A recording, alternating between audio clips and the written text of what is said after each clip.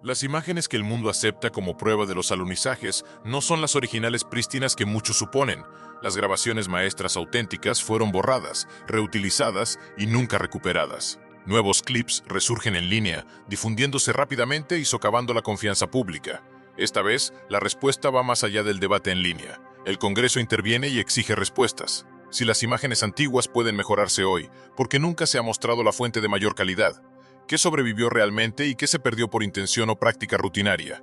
Esa pregunta impulsa ahora lo que viene a continuación. El momento que reaviva la polémica llega con fecha, el 16 de julio. Un video recién subido empieza a circular, mostrando imágenes del Apolo 11 mejoradas y con una nitidez que la mayoría recuerda. En cuestión de horas, los titulares se multiplican, pero la verdadera conmoción no viene de las redes sociales, viene del Capitolio. El personal del Congreso prepara y entrega una carta formal a la oficina del Inspector General de la NASA. La redacción es sobria, casi estéril, pero la implicación es severa. La carta exige un informe completo de la cadena de custodia de cada material de video restante del Apolo 11. Solicita fechas específicas, ubicaciones, personal responsable y documentación de respaldo, sin resúmenes, sin explicaciones, sin pruebas.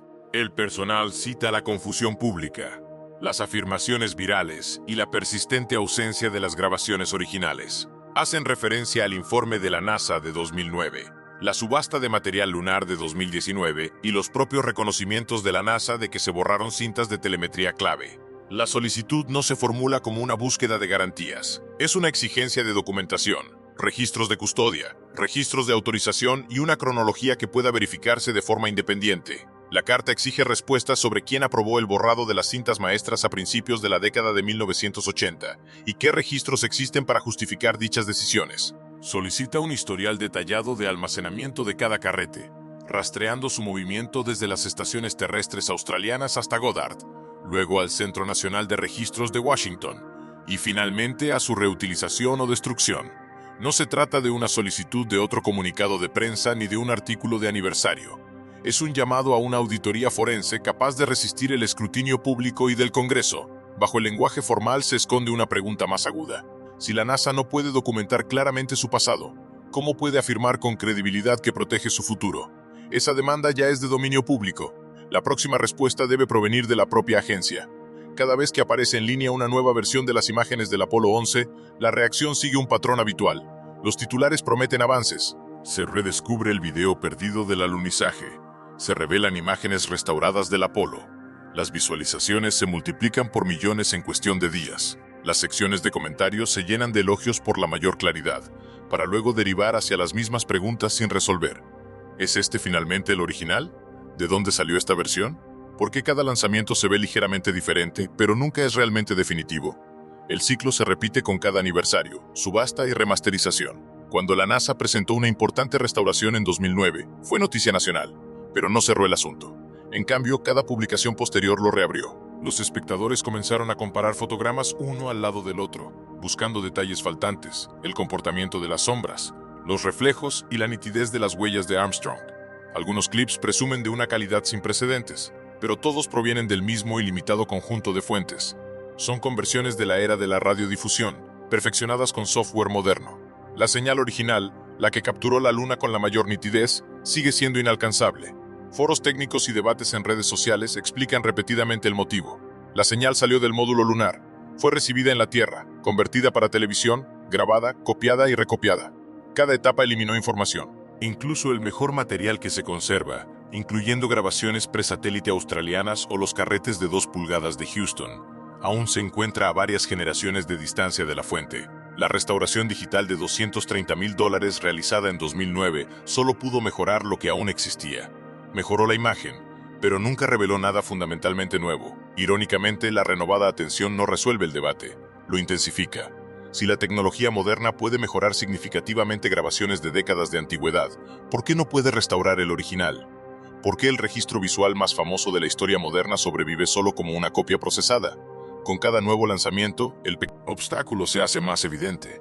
Y ese obstáculo no es solo técnico, es una cuestión de credibilidad que no se desvanece con el tiempo.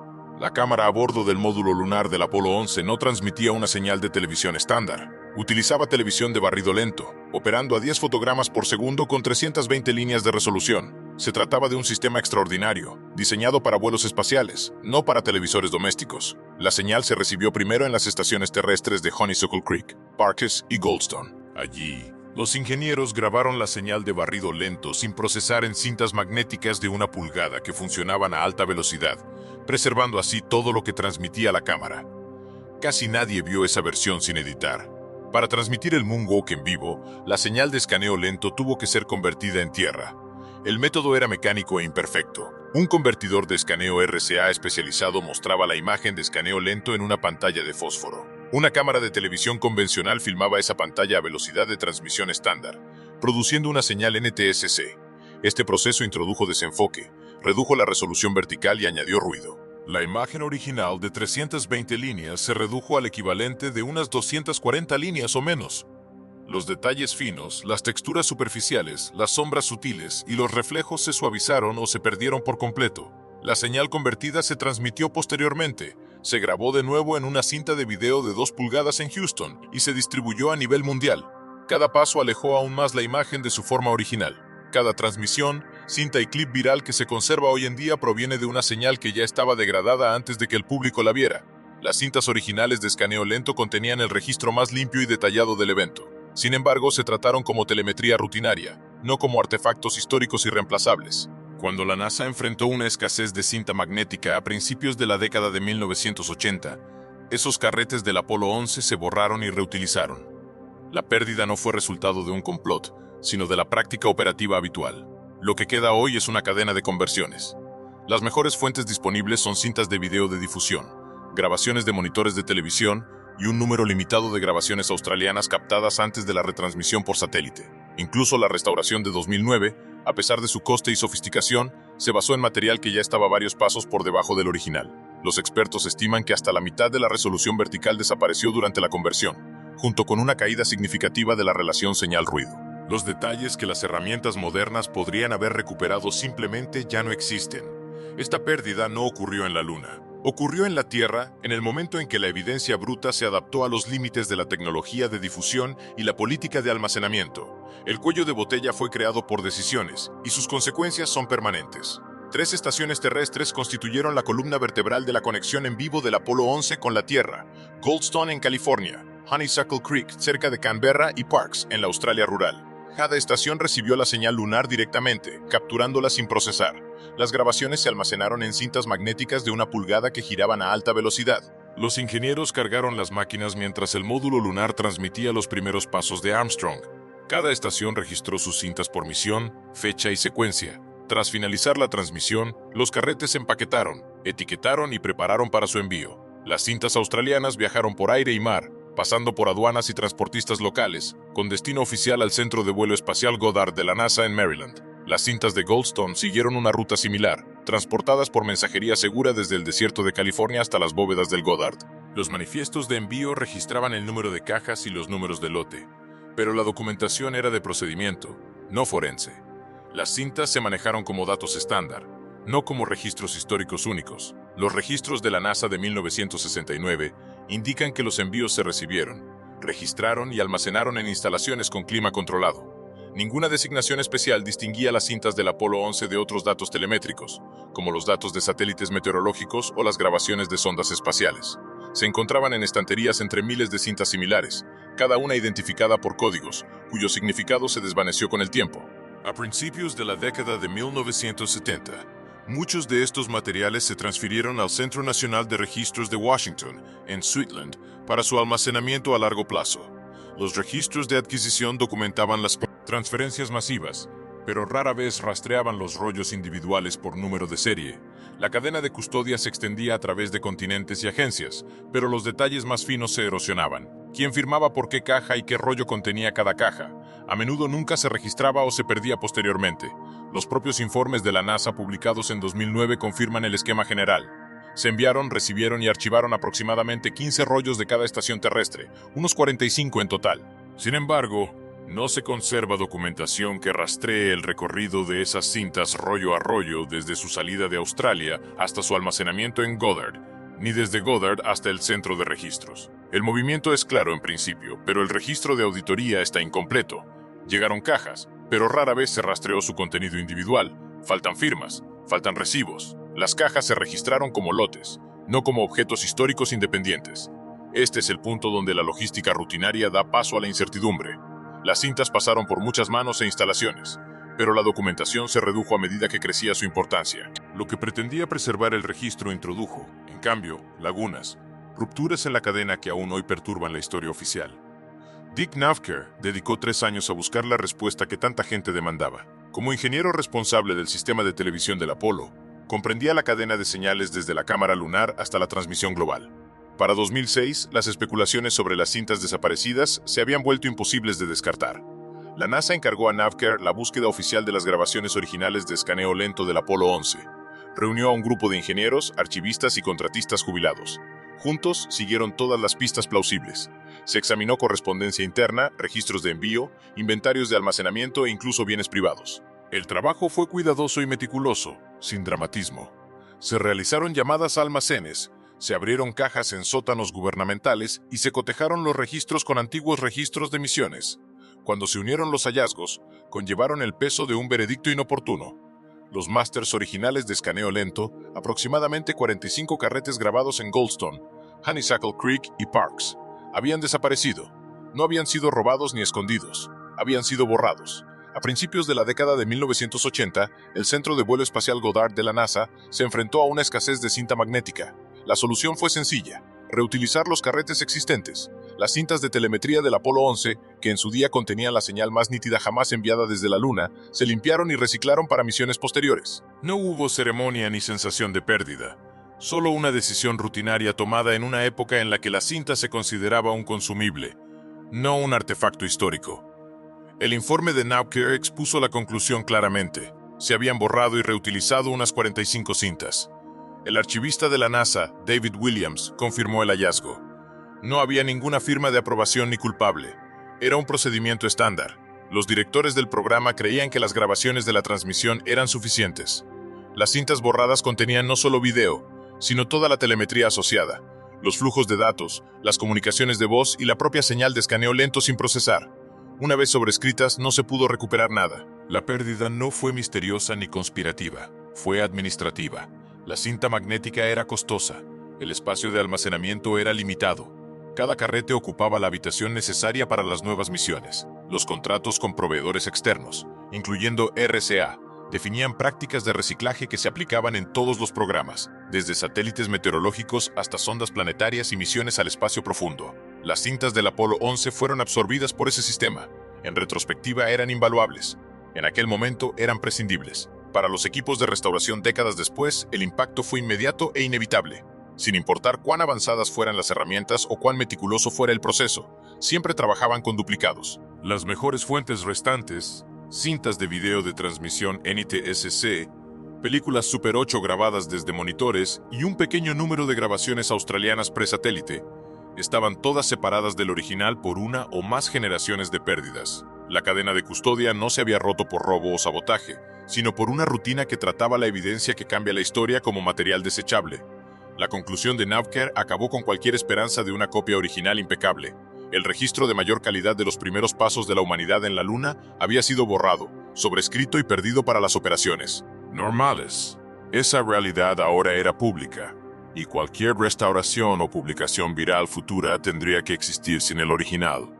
Lowry Digital era una marca respetada en Hollywood. La compañía había restaurado películas como Casablanca y Star Wars, recuperando detalles de negativos antiguos que muchos creían perdidos para siempre.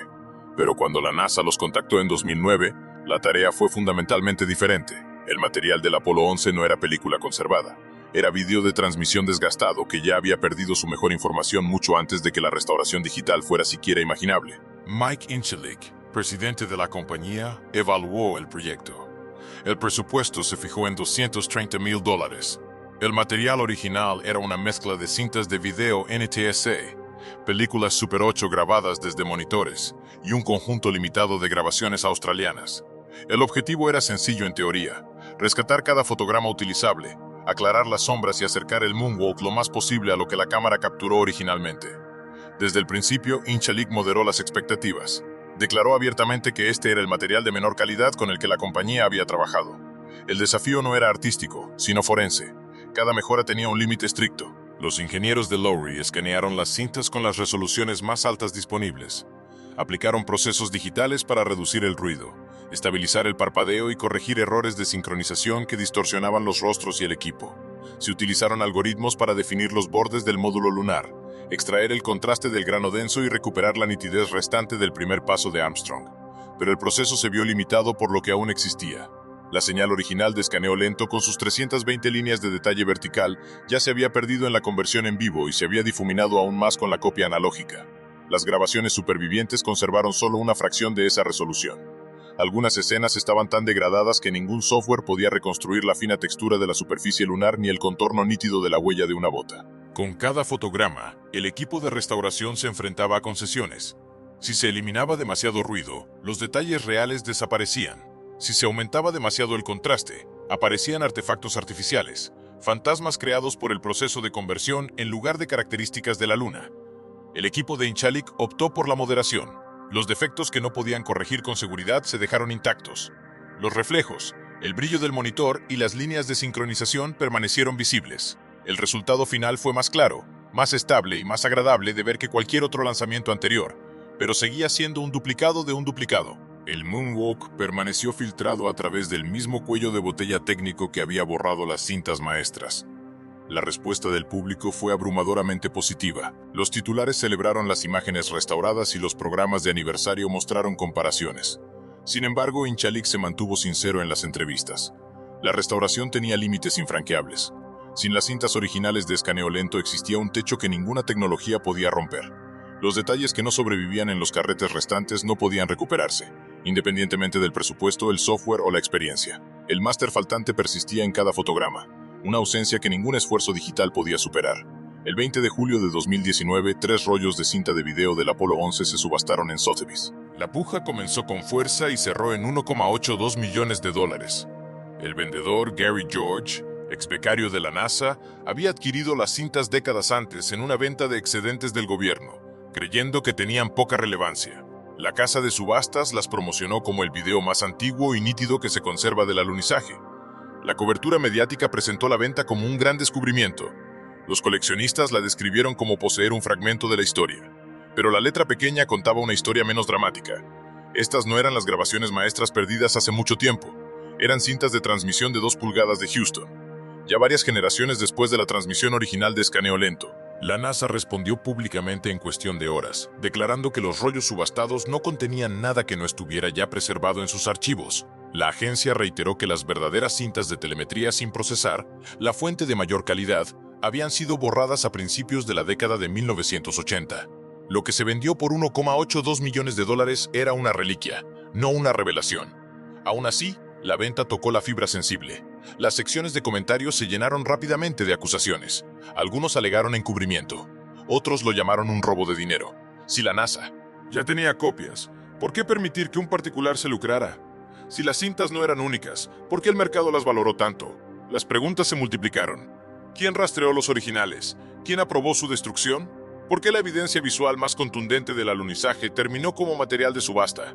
En un solo ciclo de noticias, la noticia saltó de la prensa científica a las páginas de opinión. La NASA intentó acallar la controversia. Las declaraciones oficiales enfatizaron que cada momento del paseo lunar televisado del Apolo 11 ya estaba disponible para el público. La agencia mencionó esfuerzos de restauración previos, incluyendo el proyecto Lowery Digital de 2009 y el conjunto completo de cintas de transmisión NTSC sobrevivientes almacenadas en sus archivos. Pero el mercado era indiferente a las distinciones técnicas. Los compradores estaban adquiriendo una parte del mito. El público quería el original, y cuanto más insistía la NASA en que no faltaba nada, más crecía la sospecha. La subasta de 2019 no restauró la confianza, profundizó la división. El precio se convirtió en un símbolo de lo perdido, de lo que nunca podría ser reemplazado, y de la brecha entre las explicaciones oficiales y la creencia pública. Cada nueva venta, cada titular viral, reinicia el mismo argumento. Si la mejor prueba ya no existe, ¿quién decide qué cuenta como evidencia? Esa pregunta sigue sin resolverse. En 2009, otro acontecimiento cambió parte del debate. Llegaron nuevas imágenes desde la órbita lunar.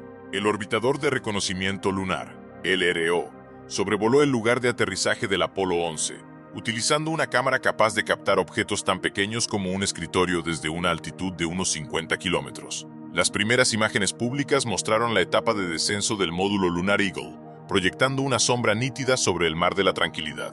Débiles estelas se proyectaban hacia el exterior, marcando los lugares por los que caminaban los astronautas, los equipos que se movían y el polvo que se removía. Los patrones coincidían con los mapas de la misión hasta el metro. Por primera vez desde 1969, hubo confirmación independiente de alta resolución. El hardware creado por el hombre seguía en la Luna exactamente donde los registros indicaban que debía estar. Estas imágenes no dependían de conversiones de transmisión, cinta magnética ni documentación de archivo incompleta. Procedían de una nave espacial moderna con sensores digitales. Se almacenaban en sistemas redundantes y fueron publicadas por una nueva generación de ingenieros. No hubo degradación analógica ni pérdida generacional. La evidencia física era inconfundible. El equipo, las pistas y la geometría del lugar de aterrizaje eran visibles. Las imágenes del LRO no resolvieron todas las dudas sobre los alunizajes, pero despejaron una línea de duda. El hardware permaneció. La misión se llevó a cabo. La superficie lunar contó su propia historia. Sin embargo, esta claridad no eliminó el problema del archivo. Las fotografías de la LRO demostraron que hubo personas allí, pero no recuperaron la señal perdida. El video crudo y sin filtros que capturó el evento permaneció ausente. El debate se dividió. Para algunos, las imágenes orbitales fueron decisivas, la respuesta definitiva a décadas de sospecha. Para otros, plantearon una nueva cuestión. Si la prueba física ahora es públicamente visible, ¿por qué se pierde el registro visual más nítido? ¿Por qué el momento visto en vivo por millones de personas aún se conserva solo mediante capas de conversión y deterioro? La misión LRO ofreció certeza por un lado y dejó una brecha por otro. La Luna guarda la evidencia, pero la cadena de custodia de las imágenes sigue rota. La conversación cambió. Se centró menos en si el alunizaje ocurrió y más en por qué el registro más confiable, la imagen en movimiento, está incompleto. Las declaraciones oficiales de la NASA parecen una lista de verificación. No falta ninguna grabación. Se conservó todo el contenido. El público tiene acceso a cada segundo del paseo lunar. El lenguaje es cuidadoso y preciso, pero el debate público avanza en una dirección diferente. Cada anuncio de una nueva restauración, cada subasta, cada lanzamiento de aniversario agudiza la misma duda. Si no falta nada, ¿por qué ya no existe la mejor versión?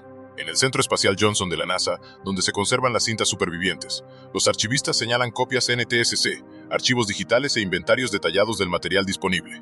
Los comunicados de prensa explican que la señal original de escaneo lento se convirtió en vivo, se transmitió en tiempo real y se grabó para la historia. Los ingenieros enfatizan que cada fotograma transmitido en escaneo lento fue convertido y enviado directamente a Houston y al mundo. Esto implica que no se perdió ningún momento, solo calidad de imagen. Pero el público percibe una contradicción. La preservación de todo el metraje coincide con la admisión de que se borró la fuente de mayor calidad. No falta nada, además de que el máster ya no existe. Esto crea una división de opiniones. Una parte habla en términos de integridad técnica, la otra en términos de autenticidad y confianza. Los archivistas se encuentran en el centro de esta tensión. Su función es gestionar la colección, emitir explicaciones y responder a preguntas sobre la procedencia. Cuando la documentación se reduce, cuando no se pueden presentar registros a nivel de caja ni actas de custodia firmadas, la credibilidad se erosiona. Las declaraciones oficiales suenan seguras, pero el registro documental está incompleto. El público no solo pide garantías, quiere pruebas que puedan auditarse y verificarse de forma independiente. Cada detalle que falta se convierte en otra fuente de duda.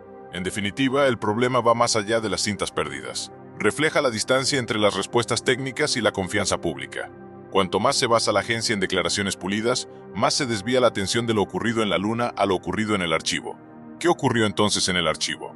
Dos explicaciones giran constantemente en torno a las cintas maestras desaparecidas del Apolo 11. La primera es sencilla. La cinta era cara. El almacenamiento era limitado. Nadie previó una revisión forense de 50 años. Los carretes de telemetría se consideraban desechables. Su borrado no fue un acto de sabotaje, sino burocrático. Los directores del programa lo aprobaron. Los contratistas siguieron los procedimientos establecidos. Los carretes desaparecieron en las operaciones rutinarias. El razonamiento era simple. Cada fotograma ya había sido convertido, transmitido y archivado en un formato más accesible. El original se consideró redundante. La segunda explicación es menos concreta. Algunos argumentan que la pérdida es demasiado conveniente. No se trata de un encubrimiento deliberado, sino de un sistema que tolera lagunas cuando impiden un escrutinio minucioso. Cuando la evidencia más fiable no puede examinarse de forma independiente, la confianza se convierte en una cuestión de creencia en lugar de verificación. La ausencia misma se convierte en la historia, un expediente sin resolver que nunca se cierra. Cada vez que aparecen nuevas grabaciones, vuelven las mismas preguntas de auditoría. ¿Dónde está la cadena de custodia completa? ¿Quién manipuló las cintas? ¿Quién autorizó su reutilización? ¿Qué documentación existe aún? Las respuestas oficiales apuntan al procedimiento estándar. La documentación, si alguna vez existió completa, está dispersa o ha desaparecido. El registro está incompleto por diseño o negligencia. En cualquier caso, la brecha es permanente. Las solicitudes de acceso a la información ofrecen una vía de acceso, pero la pista se desvanece rápidamente. No existen inventarios detallados de cada caja, ni recibos firmados, ni un cronograma preciso que registre cada transferencia entre Australia, Goddard y el Centro Nacional de Registros. El informe de la NASA de 2009 esboza las líneas generales, pero faltan los detalles de cada rollo. Las misiones modernas dependen ahora de salvaguardas digitales y almacenamiento redundante, pero los puntos ciegos de la era Apolo no pueden repararse a posteriori. Cualquier auditoría solo puede llegar hasta donde lo permita la documentación existente. Las preguntas siguen sin resolverse. ¿Cuál es la cronología más completa de las cintas maestras y dónde falla? ¿Cuál es la fuente de mayor calidad disponible hoy en día? ¿Y quién ha verificado su procedencia? ¿Qué políticas protegen ahora los datos sin procesar de la misma suerte? ¿Y si el registro falló una vez? ¿Cuántos otros archivos se basan en debilidades similares? El caso no está cerrado. El expediente permanece abierto, a la espera de respuestas que quizá nunca lleguen del todo. Hoy en día, la evidencia más icónica de la historia espacial aún se filtra a través de maestros desaparecidos y custodia incierta. A medida que nuevas misiones prometen documentación prístina, la atención se centra no solo en las imágenes, sino en si realmente se han aprendido las lecciones del pasado. La confianza en la próxima era depende de preservar el registro esta vez, porque cuando desaparece el archivo original, también desaparece la oportunidad de resolver el debate de una vez por todas.